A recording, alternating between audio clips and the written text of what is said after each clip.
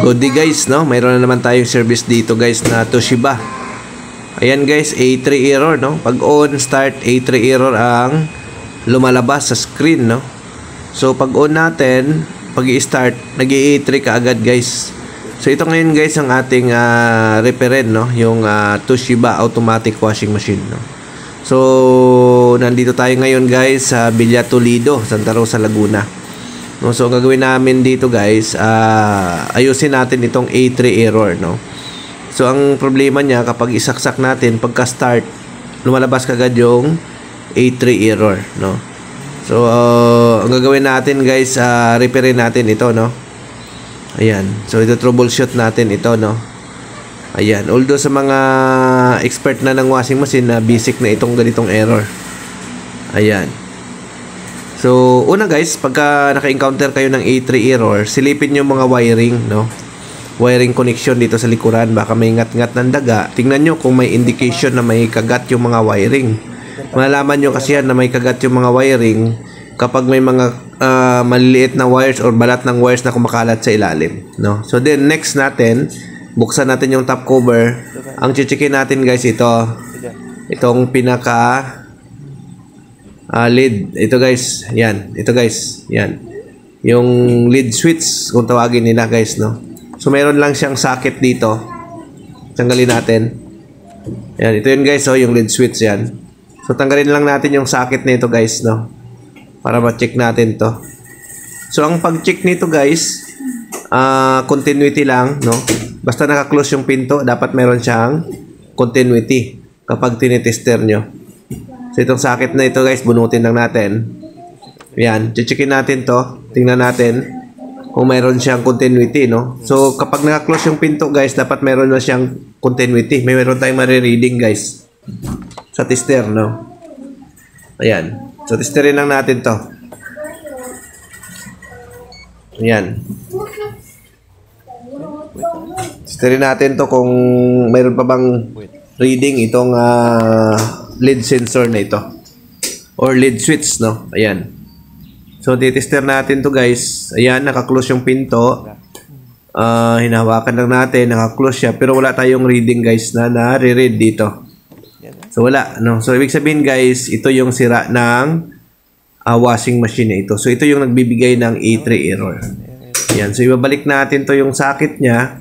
So dahil ganitong parts guys ay wala tayong pamalit, no. So wala tayong makuhang ganitong parts. Ang gagawin na lang natin guys, i-apply natin yung pinagbabawal na technique, no? Kasi wala naman tayong makuha guys. So ang gagawin lang natin, katingin natin tong dalawang wire na to, no? Ito po yung pangsamantagal na solusyon guys. Ayan. So ang gagawin natin, putulin natin yan, tapos i-connect na lang natin yan. I-short natin yung dalawang wire na yan, no? Pagdugtungin na lang natin. Katingin natin yung dalawang wire, tapos i-splice natin. Dugtungin natin, no? I-splice, tapos pagdugtungin na lang natin yan. So, ito guys, long time solution ng A3 error, no?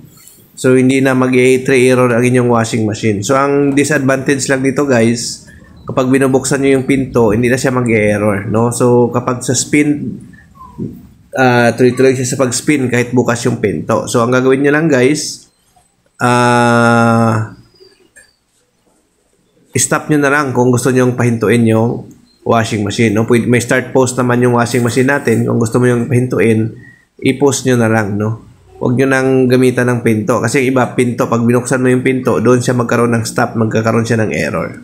So yung mga ganitong parts kasi guys, talagang sirain ito. Ito yung mga nasisira talaga, no? Sa mga washing machine. Kasi ito yung mga sensors na ginagamit na mabilis siyang masira, no? So usually guys, kapag ganito na wala tayong pamalit, mahirap makahanap nito guys na sa Toshiba. Mag-order ka pa. Or baka hindi tayo makakuha niyan. So ang gagawin na lang natin, iba-bypass na lang natin, no? Alisin na lang natin yung pinaka-lid sensor niyan. So ayan. So ayan guys, no?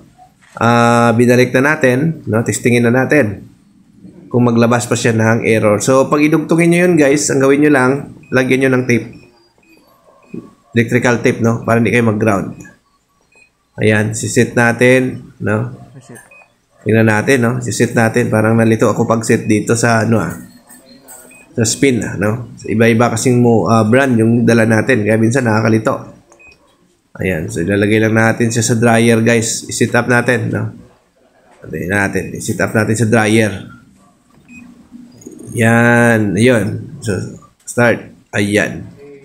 So, kung mapansin nyo, guys, hindi na siya naglabas ng error dito, no?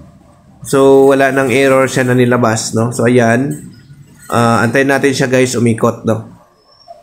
Yan, humatak na yung drain. Antayin natin boba siya ng 7. No? Ayan.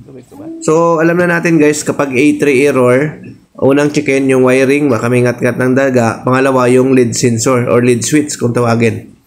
No? Yung nasa ilalim ng top cover. So, ang gawin nyo lang, guys, irekta nyo na lang yun. No? Kung wala kayong pang-tester, so pwede nyo na irekta yan, guys. Kung wala kayong pang-tester, no? Basta A3 error ang problema ng inyong washing machine. Ayan. So, siguro naman, makatulong ulit tayo, no? Sa mga mahilig dyan mag-DIY, no? Ng mga washing machine. Pwede nyo na itong gawin, no? Sa mga marunong mag-DIY, no? Kasi maraming nagdi-DIY talaga sa panahon ngayon na natuto sa YouTube, no? Ayan. So, bibigay natin, guys, yung mga ideas kung paano ito repair, no? So, hindi naman kasi natin lahat kaya dapaan yung mga sira ng washing machine, no? So, tulad yan kami, binablog na natin yung sira, pero dahil pa rin nagpapagawa sa amin, guys, no? Ayan. Okay na ito, guys, no? Umikot na siya. Wala nang error na lumalabas dito. Ayan. So, ayan. Okay na ito, guys, no? Maraming salamat sa panonood. Sana makatulong yung mga videos natin. Bye-bye!